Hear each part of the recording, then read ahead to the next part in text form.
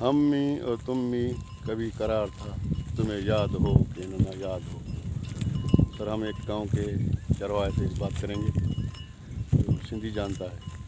अब तुम्हें माल कमज़ोर छो आहे? पानी ना आहे। केतिरे टाइम खां वठी पाणी न आहे हिते? नहीं इलाही टाइम थी वियो आहे जो पानी ना आहे हिते। हाँ सॼो खारो पाणी आहे, जरनि जो ई खारो आहे सफ़ा। हाँ, ये तुझे माल तने डुबरो आहे, कमज़ोर आहे। भला हिन को इलाज विलाज कराईंदो यार ईअं बसि?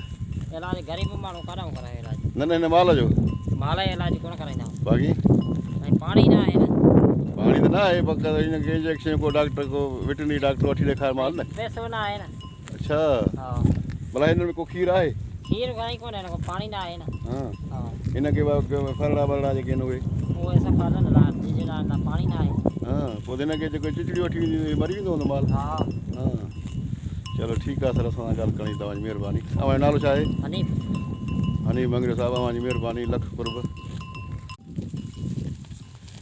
ये आपके गांव के एक जानवर दिखा रहे हैं।